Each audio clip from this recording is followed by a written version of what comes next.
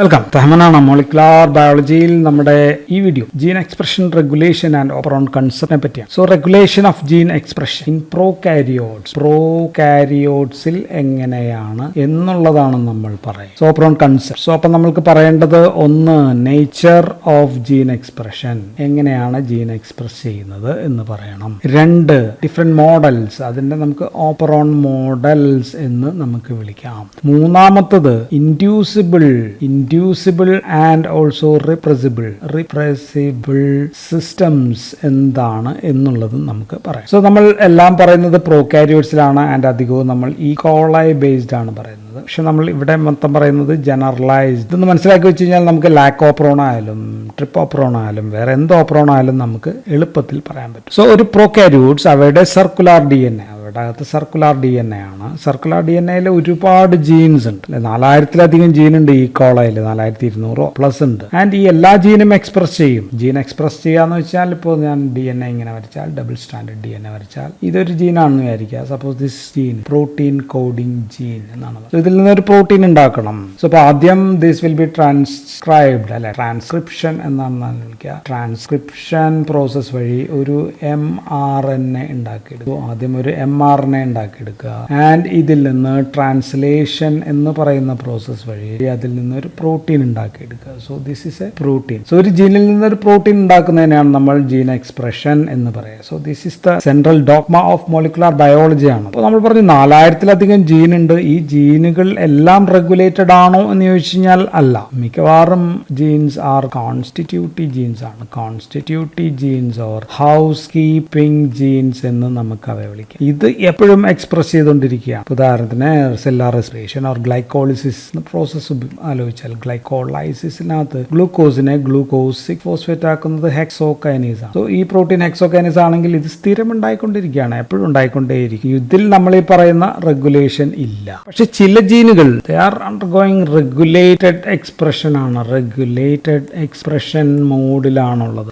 As per requirement, ആവശ്യമുണ്ടോ as per requirement ആണ്. If needed they will express and if not needed they won't express. So നമ്മൾ പറയുന്നത് ഈ തരം ജീനുകളെ പറ്റിയാണ്, റെഗുലേറ്റഡ് ജീനുകളെ പറ്റിയാണ്, സ്മാർട്ട് ജീനുകളെ പറ്റിയാണ്, ലക്ഷറി ജീനുകളെ പറ്റിയാണ് നമ്മൾ പറയുന്നത്. രണ്ടാമത്തെ പോയിന്റ്, രണ്ടാമത്തെ കൺസെപ്റ്റ് എന്ന് പറഞ്ഞാൽ ഈ പ്രോകാരിയോട്സിൽ ജീൻസ് ആർ പോളിസിസ്ട്രോണിക് ആണ്. അതിനെ പോളിസിസ്ട്രോണിക് എന്ന് നമുക്ക് എഴുതാം. പോളിസിസ്ട്രോണിക് ഓർ മൾട്ടിസിസ്ട്രോണിക് എന്ന് പറഞ്ഞു കഴിഞ്ഞാൽ ഇപ്പോൾ ഇത് DNA ആണെങ്കിൽ ഇത് ജീൻ A ആണെന്ന് വിചാരിക്കുക, ജീൻ B, ജീൻ C.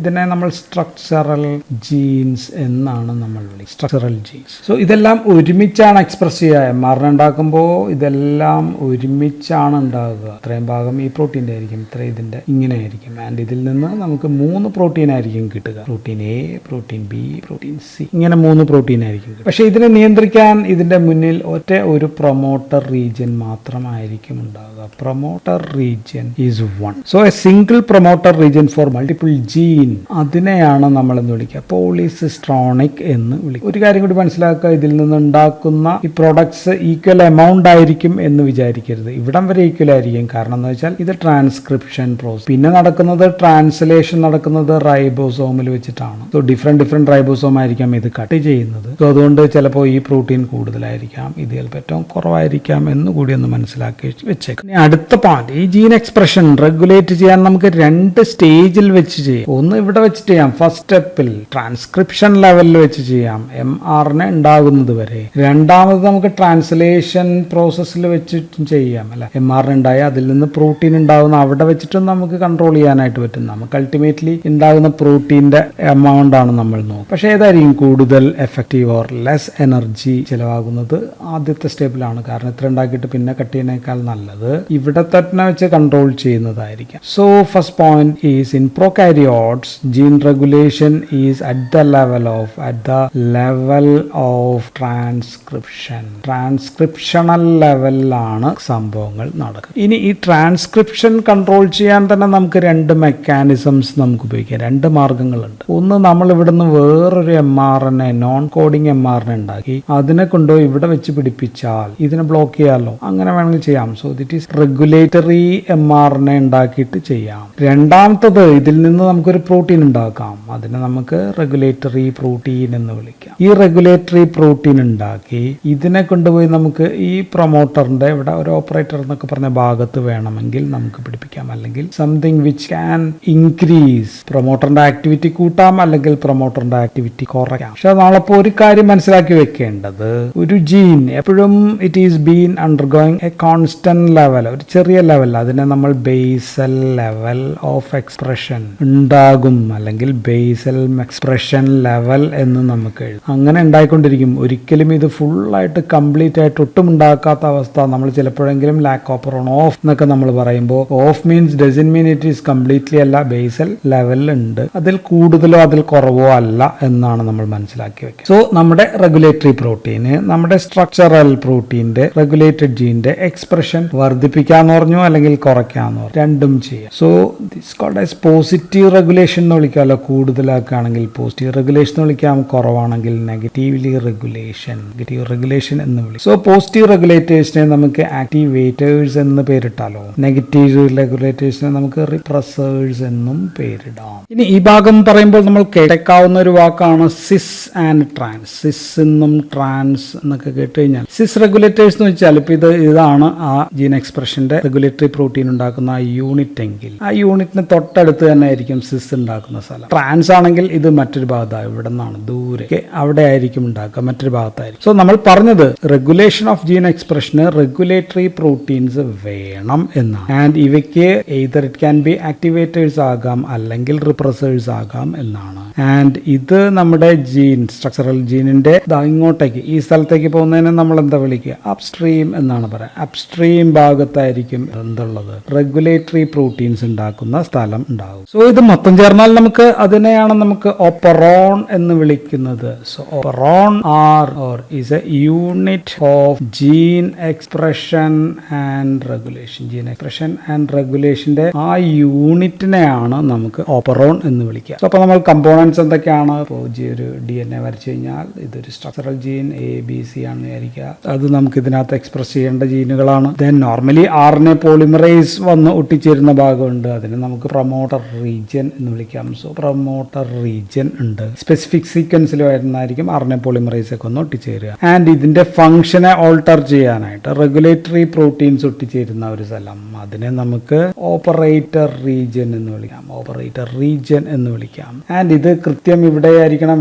നിർബന്ധമൊന്നുമില്ല, ഇതിനിടയിൽ ഇങ്ങനെ ഓവർലായിട്ട് ചെയ്തൊക്കെ ഇരിക്കും. ഓക്കെ, സോ അപ്പോൾ ഇവിടെ എന്തെങ്കിലും വന്ന് ചേർന്ന് കഴിഞ്ഞാൽ ഇതിന്റെ ആക്ഷൻ കൂടാം അല്ലെങ്കിൽ കുറയ്ക്കാം. സാധാരണ രീതിയിൽ ഓപ്പറേറ്റർ റീജിയനിൽ റിപ്രസർ ആയിരിക്കും വന്ന് ചേരുക. So depends upon nature of this. ചിലത് വന്ന് ഇവിടെ ആയിരിക്കും വന്നിട്ട് ചേരുക. Okay, so depends upon nature of protein വന്ന് പിടിച്ചനുസരിച്ച് ഇറ്റ് ക്യാൻ ബി ഇൻഡ്യൂസർ ആയിരിക്കാം, അല്ലെങ്കിൽ റിപ്രസർ. ഓക്കെ, സോ ഇതാണ് ഒരു പാർട്ട് ഓഫ് ദിസ് ഓപ്പറോണിന്റെ ഭാഗം എന്ന് പറയുന്നത്, കമ്പോണൻസ്. ആൻഡ് ഇവിടെ നമ്മൾ ഓപ്പറോൺ ഓൺ എന്ന് പറയുമ്പോൾ, സാധാരണ നമ്മൾ ഓപ്പറോൺ ഓൺ ആയി എന്ന് പറയുമ്പോൾ നമ്മൾ മനസ്സിലാക്കേണ്ടത് ബേസൽ ട്രാൻസ്ക്രിപ്ഷൻ റേറ്റിനേക്കാൾ കൂടുതലായി പ്രോട്ടീൻ ഉണ്ടാകുന്നു എന്നാണ് ഓപ്പറോൺ ഓൺ ആയി എന്ന് കേട്ടത്. ഓപ്പറോൺ ഓഫ് ആയി എന്ന് പറഞ്ഞു കഴിഞ്ഞാൽ ബേസൽ ട്രാൻസ്ക്രിപ്ഷൻ റേറ്റിനേക്കാൾ കുറവാണ്, അല്ലെങ്കിൽ may be equal or decrease, കുറവായോ നടക്കുന്നു എന്നാണ്. നോട്ട് ഫുള്ളി സ്റ്റോപ്ഡ് അല്ല എന്ന് ഒന്നും കൂടി ഞാൻ പറയാം. ഇനി പ്രധാനപ്പെട്ട കാര്യങ്ങളിലേക്ക് വന്നാൽ ഓപ്പറോൺ സിസ്റ്റം രണ്ട് തരമുണ്ട്. ഒന്ന് ഇൻഡ്യൂസിബിൾ സിസ്റ്റമാണ്,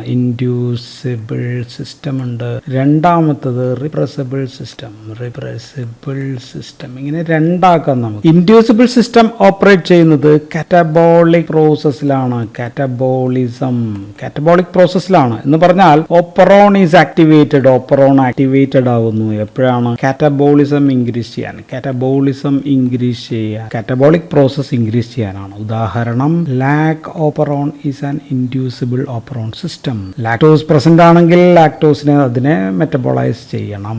so lactose is an inducer. So ലാക്ടോസിനെ നമുക്ക് ഇതിന്റെ ഒരു ഇൻഡ്യൂസർ ആയിട്ട് പറയാമല്ലോ. ആൻഡ് രണ്ടാമത്തത് റിപ്രസിബിൾ സിസ്റ്റം ആണ്. ഈ ടൈപ്പ് ഉള്ളത് if operons are involve in anabolism. Anabolism എന്ന് വെച്ചാൽ ബിൽഡിംഗ് അപ്പ് ആണ്. ഉദാഹരണം ട്രിപ്റ്റോഫാൻ ഓപ്പറോൺ എന്ന് പറയുന്നത് ഇങ്ങനെയുള്ള ഒരു സിസ്റ്റമാണ്. ട്രിപ്റ്റോഫാൻ എന്ന് പറയുന്ന അമിനോ ആസിഡ് ഉണ്ടാക്കാൻ വേണ്ടിയിട്ടാണ്, പ്രൊഡക്ഷൻ കൂട്ടാൻ വേണ്ടിയിട്ടാണ് ഈ സിസ്റ്റം, സിന്തസിസിന് വേണ്ടിയിട്ടുള്ള സിസ്റ്റമാണ്. സോ അപ്പോൾ നമ്മൾ എന്തെങ്കിലും സിസ്റ്റത്തിൽ സിന്തസിസ് ആണ് നടക്കുന്നതെന്ന് നോക്കിയാൽ that system will be a repressible system. എന്തെങ്കിലും കാറ്റബോളിസം നടക്കുകയാണെന്ന് മനസ്സിലാക്കിയാൽ ആ system will be an inducible system ആണ് എന്ന് നമുക്ക് പെട്ടെന്ന് മനസ്സിലാക്കണം. സോ ഈ ദെർ ഈസ് ട്രിപ്റ്റോഫാൻ ഓൾറെഡി ഉണ്ട് എങ്കിൽ വരികയായിരിക്കുക, ആ സെല്ലിനകത്ത് ട്രിപ്റ്റോഫാൻ ഉണ്ടെങ്കിൽ ദിസ് സിസ്റ്റം വിൽ ഓഫ് ആക്കി കളയും. അല്ലെ, ട്രിപ്റ്റോഫാൻ ഉണ്ട് പിന്നെ എന്തിനാ കിടന്നുണ്ടാക്കുന്നത്? ഓക്കെ, സോ ട്രിപ്റ്റോഫാനെ നമ്മൾ വിളിക്കുന്നത് അപ്പോൾ കോ റിപ്രസർ എന്നായിരിക്കും വിളിക്കുക. കോ എന്ന് പറയാൻ കാരണം ഓൾറെഡി വേറെ നമ്മളൊരു വാക്ക് റിപ്രസർ എന്ന പ്രോട്ടീൻ നമ്മൾ വേറെ ഉപയോഗിക്കുന്നുണ്ട്, അതുകൊണ്ടാണ് നമ്മൾ കോ റിപ്രസർ എന്ന്. സോ ഇത് നമ്മൾ പറഞ്ഞു ലാക്കോപ്പറോൺ, ഇപ്പം ലാക്ടോസ് ഉണ്ട്, അതിനെ നമുക്ക്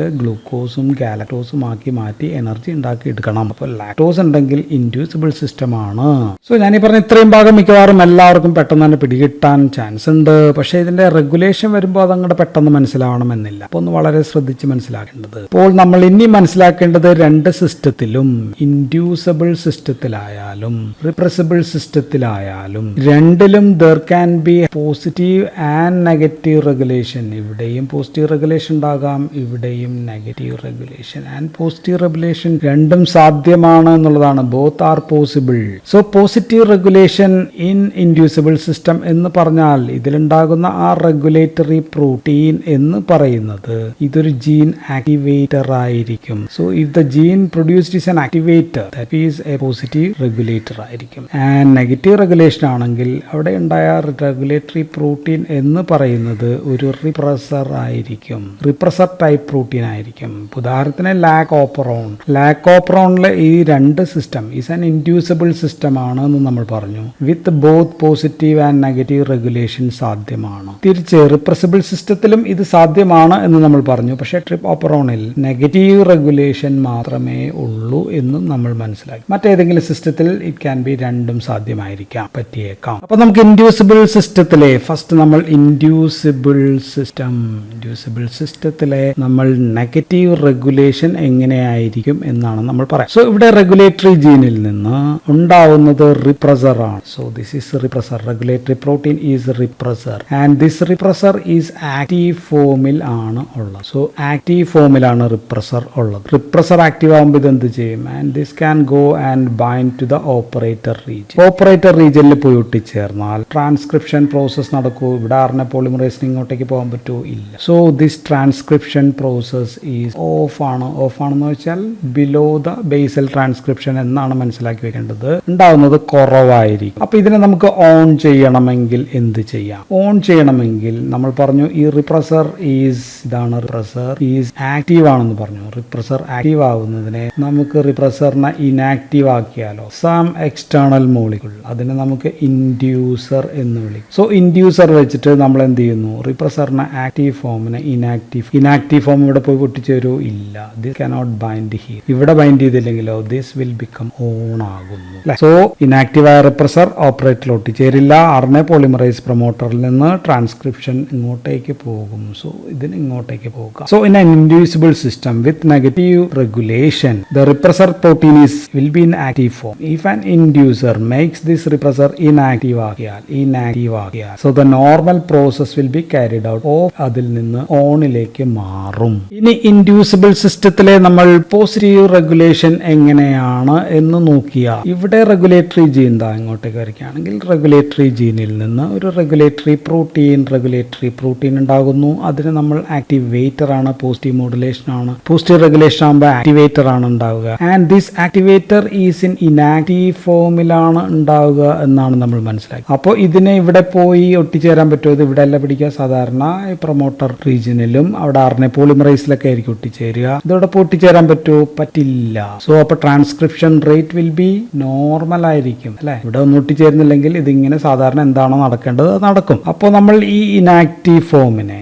ഈ ആക്ടിവേറ്ററിനെ, ഇനാക്റ്റീവ് ആയിട്ടുള്ള ആക്ടിവേറ്ററിനെ നമ്മളൊന്ന് ആക്ടിവേറ്റ് ചെയ്യുകയാണെന്ന്. ദിസ് ഈസ് ആക്ടിവേറ്റഡ് ഫോം ആയി എന്ന് നമ്മൾ കരുതും. അപ്പോൾ എന്ത് ചെയ്യും? അതിനെ പോയി ഇവിടെ പോയി പിടിക്കാൻ പറ്റും. ഈ സീക്വൻസിൽ ഒട്ടിച്ചേർന്ന് കഴിഞ്ഞാൽ this can interact with the polymer. So അപ്പോഴത്തേക്കും സാധാരണ ആക്റ്റീവ് ആണ് നമ്മൾ പറഞ്ഞു. ആക്റ്റീവ് ആകുമ്പോൾ ആർഎൻഎ പോളിമറൈസ് കൂടുതലായിട്ട് ആക്റ്റീവ് ആകുമ്പോൾ ദിസ് വിൽ ബിക്കം ആക്റ്റീവ് കൂടുതലായിട്ട്. കൂടുതലായിട്ട് ട്രാൻസ്ക്രിപ്ഷൻ റേറ്റ് കൂടുതലുണ്ടാകും. സോ ഇൻക്രീസ്ഡ് ട്രാൻസ്ക്രിപ്ഷൻ റേറ്റ് ആയിരിക്കും ഉണ്ടാകുക. സോ ഇതാണ് positive regulation of inducible system. രണ്ടാമത്തെ സിസ്റ്റം റിപ്രസിബിൾ സിസ്റ്റം ആണ്. റിപ്രസിബിൾ സിസ്റ്റത്തിൽ ഇതിലെ നമ്മൾ നെഗറ്റീവ് റെഗുലേഷൻ പറഞ്ഞാൽ ഇവിടെ റെഗുലേറ്ററി ജീൻ ഇതാണെന്ന് വിചാരിക്കുക. ഇതുണ്ടാക്കുന്ന regulatory protein and this is repressor ആയിരിക്കും അല്ലെ, repressor. And repressor is inactive ആണ്. സോ ഇതിനിവിടെ പോയി ഒട്ടിച്ചേരാൻ പറ്റുമോ? ഇല്ല. This cannot bind. ഇതിനിവിടെ ഒട്ടിച്ചേരാൻ പറ്റുന്നില്ലെങ്കിൽ അപ്പോൾ ഇവിടെ RNA പോളിമറൈസിന് നോർമലായിട്ട് സംഭവങ്ങളൊക്കെ ഉണ്ടാക്കാൻ പറ്റും. RNA polymerase will act normally. Basal transcription rate will be normal ആയിരിക്കും, അല്ലെങ്കിൽ ഇത് ഓൺ ആണ് എന്ന് പറയാം. പക്ഷേ നമ്മൾ ഈ ഇനാക്റ്റീവായ റിപ്രസറിനെ നമ്മൾ മറ്റൊരു സബ്സ്റ്റൻസ് ഉപയോഗിച്ചിട്ട് ആക്റ്റീവ് ആക്കുകയാണെന്ന് വിചാരിക്കുക. So repressor is now active ആണെങ്കിൽ ഈ റിപ്രസർ ഇവിടെ പോയി ഒട്ടിച്ചേരും. ഒട്ടിച്ചേർന്നാൽ RNA പോളിമറൈസിനെ ഇങ്ങോട്ടേക്ക് പോകാൻ പറ്റുമോ? ഇല്ല. So transcription will be repressed. Transcription കുറയും. So this substance which make inactive repressor to active is called as. ഇതിനെയാണ് നമ്മൾ കോ റിപ്രസർ എന്ന് വിളിക്കുക. സോ ഒരു കോ റിപ്രസർ വന്ന് ഇനാക്റ്റീവ് ആയിട്ടുള്ള റിപ്രസറിനെ ആക്റ്റീവ് ആക്കിയാൽ ഈ സംഭവങ്ങൾ ഓൺ ആവുകയോ ഓഫ് ആവുകയോ? സംഭവങ്ങൾ ഓഫ് ആകും. എന്ന് വെച്ചാൽ ബേസൽ ട്രാൻസ്ക്രിപ്ഷൻ റേറ്റ് കുറയും. ഓപ്പറോണിനെ നമ്മൾ ഓഫ് എന്നാണ് വിളിക്കുക. ഇനി റിപ്രസിബിൾ സിസ്റ്റത്തിലെ പോസിറ്റീവ് റെഗുലേഷൻ എങ്ങനെയാണെന്ന് നോക്കിയാൽ ഇവിടെ റെഗുലേറ്റർ ജീൻ ഉണ്ടാക്കുന്ന റെഗുലേറ്റർ പ്രോട്ടീൻ. അപ്പോൾ പോസിറ്റീവ് മോഡുലേറ്റർ ആണല്ലോ. So will be an activator ആയിരിക്കും. ഈ ആക്ടിവേറ്റർ ഉണ്ടാകുന്നത് ആക്റ്റീവ് ഫോമിലാണ്. സോ ആക്റ്റീവ് ഫോമിലാണ് ആക്ടിവേറ്റർ. സോ ഇതെന്ത് ചെയ്യും? ഇത് ഇവിടെ പോയി പ്രൊമോട്ടറിൽ പോയി ഒട്ടിച്ചേരുന്നു. ഒട്ടിച്ചേരുമ്പോൾ കൂടുതലായിട്ട് RNA പോളിമറൈസ് ശരിക്കും വർക്ക് ചെയ്യുകയും സംഭവങ്ങൾ നടക്കുകയും ചെയ്യും. സോ അപ്പോൾ system will be in on പൊസിഷനിലായിരിക്കും. സോ അപ്പോൾ ഇവിടെ ആക്ടിവേറ്റ് ആയിട്ടുള്ള സബ്സ്റ്റൻസിനെ നമ്മൾ മറ്റെന്തെങ്കിലും സബ്സ്റ്റൻസ് ഉപയോഗിച്ചിട്ട് ഇതിനെ ഇനാക്റ്റീവ് ആക്ടിവേറ്റർ ആക്കിയാൽ ഇതിനിവിടെ പോയി ഒട്ടിച്ചേരാൻ പറ്റുമോ?